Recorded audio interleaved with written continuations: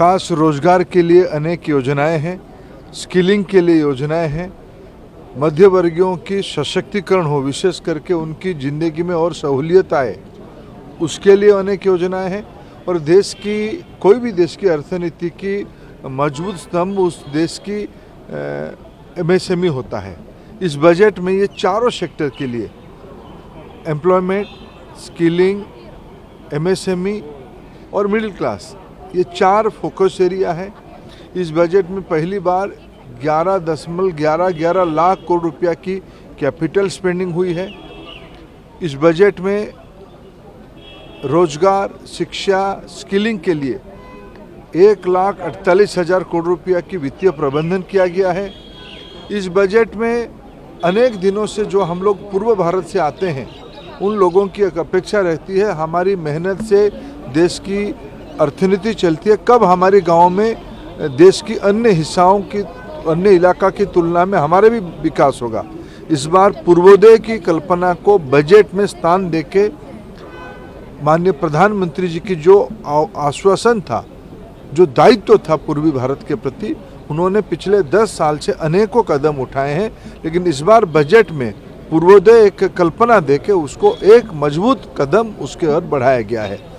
बिहार, झारखंड, बंगाल, उड़ीसा, आंध्र, ये सब इलाका में ढांचागत स्पेंडिंग बढ़े, वहाँ की इंफ्रास्ट्रक्चर बढ़े, इसके ऊपर जोर दिया गया है। इस बजट में प्रधानमंत्री आवास योजना को महत्व दिया गया है। मुद्रा लोन में जो सेकेंड लेवल है, उस पर जोर दिया गया। उसमें देश की अर्थनीति ट्रिकल डाउन इम्पैक्ट की तरफ नीचे, अर्थनीति के जो एकदम नीचे पायदाने पे जो स्टेक होल्डर है, वो भी उसके लाभार्थी हो पाएगा, उसको और मजबूती से आगे जा पाएगा। अनेक टैक्स की सहूलियत दी गई है। ये सारे को मैं तुलना करूं, इस बजट देश में नया रोजगार सृजन करेगा। Next generation skilling, upskilling, reskilling की कल्पना इस बजट में की गई है। 1000 ITI को देश की इंडस्ट्री के साथ मिलके 21st सेंचुरी रिक्वायरमेंट के लेवल पे उसको तैयार किया जाएगा। एजुकेशन लोन, स्किल लोन, अनेक युवा हितैषी कार्यक्रम इस बजट में लाया गया है। लेकिन विपक्ष का कहना है कि ये जो बजट है, ये बिहार आंध्रा सेंट्रिक बजट है और नंबर 2 की सरकार बचाने वाला बजट है। ये बजट देश की मध्यवर्गीयों के लिए है। ये बजट देश की, क्या प्रधानमंत्री आवास योजना सिर्फ बिहार और आंध्र में बनने वाला है? देश की सभी राज्यों में बनने वाला है। मुद्रा लोन के लाभार्थी क्या चंद राज्यों में होंगे या देश भर में होंगे?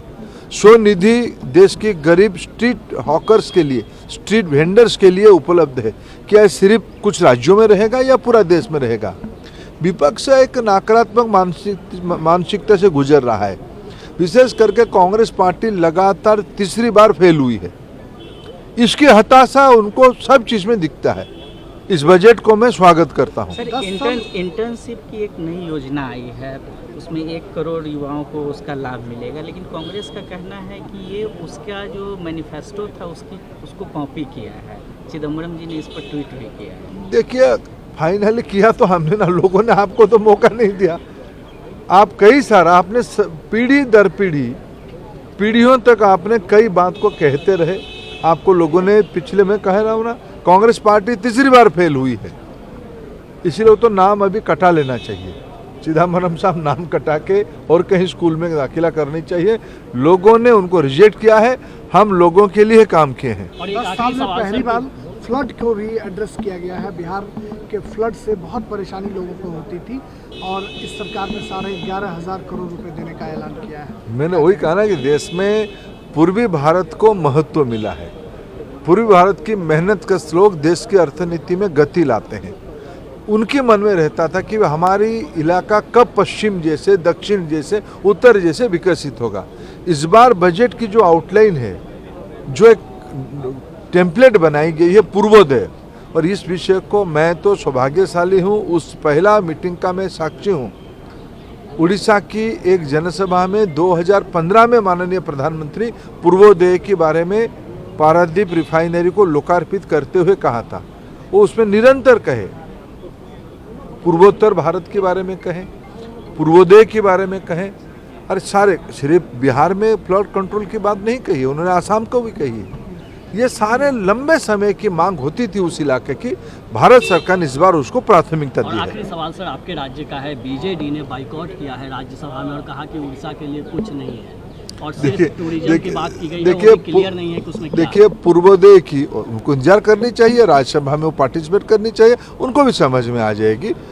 डबल इंजन की सरकार उड़ीसा में विकास की ट्रेन को और गति से चलाएगी। महाराष्ट्र और पश्चिम बंगाल के विपक्षी दलों ने भी इसका विरोध किया है कि उन दोनों राज्यों की अनदेखी की गई। देखिए पूर्वोदय में तो बंगाल है ही। अभी देखो ये सारा विषय में सबसे, अगर ये जो MSME की अगर सबसे कोई प्रांत लाभार्थी होगा, उसके नाम महाराष्ट्र होगा, उसके नाम गुजरात होगा। देखिए इकोसिस्टम सबकी बन चुकी है। पहली बार मैं माननीय प्रधानमंत्री जी को आभार प्रकट करूंगा, पिछड़ेपन को उन्होंने सामने से उसको समाधान की रास्ता निकाली है। क्या क्या क्या असुविधा था पिछले दिनों में बिहार की बाढ़ के बारे में चिंता करना, क्या असुविधा उड़ीसा जैसे इतना सुंदर प्रांत के पर्यटन पे कैपिटल ग्रांट केंद्र सरकार से बढ़ाना, आपको तो किसी ने मना नहीं किया था। अगर मोदी सरकार आज उसको कर रही है तो आप उसको स्वागत करनी चाहिए।